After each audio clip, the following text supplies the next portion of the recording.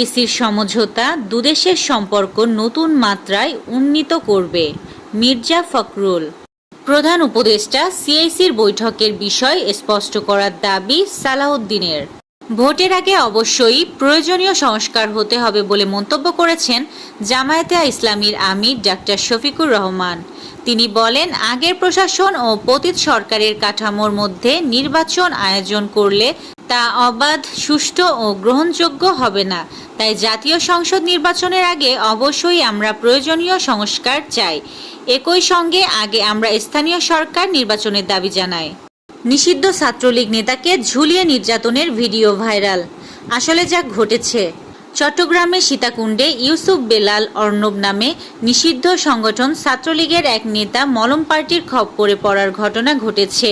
কিন্তু এই ঘটনাকে কেন্দ্র করে আওয়ামী সন্ত্রাসীরা এলাকার অস্থিতিশীল পরিবেশ সৃষ্টির পায়তারা চালায়।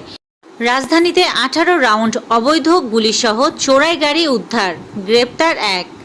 অনলাইনে ভেজাল বিদেশি কসমেটিক্স বিক্রি, প্রতারক গ্রেফতার। দেশের বৈদেশিক মুদ্রার মোট রিজার্ভ 2 বছর পর $30 বিলিয়ন ছাড়িয়েছে। এর আগে 2023 সালের জুনের রিজার্ভ ছিল $31.20 বিলিয়ন। এরপর কখনোই মোট রিজার্ভ 30 বিলিয়নের কাছাকাছি যায়নি। আর আন্তর্জাতিক মুদ্রা তহবিলের BPM-6 অনুযায়ী গ্রস রিজার্ভ $25 বিলিয়ন ছাড়িয়েছে। রেমিটেন্স উচ্চ প্রবৃদ্ধির মধ্যে বিভিন্ন আন্তর্জাতিক সংস্থার ঋণ যোগ হওয়ায় রিজার্ভ বেড়েছে বলে জানিয়েছেন বাংলাদেশ ব্যাংকের কর্মকর্তারা। বাংলাদেশের প্রতি কৃতজ্ঞতা জানালো ইরান। মধ্যপ্রাচ্যে সাম্প্রতিক সংঘাতের প্রেক্ষাপটে তেহরানের প্রতি সংহতি প্রকাশ করায় বাংলাদেশ সরকার ও জনগণের প্রতি গভীর কৃতজ্ঞতা প্রকাশ করেছে ঢাকাস্থ ইরান দূতাবাস। ইরানের সর্বোচ্চ ধর্মীয় নেতা আয়াতুল্লাহ আলী খামেনির হত্যার জন্য মরিয়া হয়ে খুঁজেছিল ইসরায়েলের আততায়ীরা। গাজায় ইসরায়েলে চলমান বর্বরতার বিরুদ্ধে যুক্তরাষ্ট্রের নিউ ইয়র্ক সিটিতে ব্যাপক বিক্ষোভ হয়েছে। ওয়েস্ট ইন্ডিজ ক্রিকেটারের বিরুদ্ধে যৌন নিপীড়ন ও ধর্ষণের অভিযোগ 11 নারীর।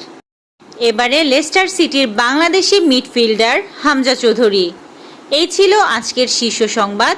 ছিলাম আমি ইয়াসমিন আক্তার, সুরমা টিভি 24।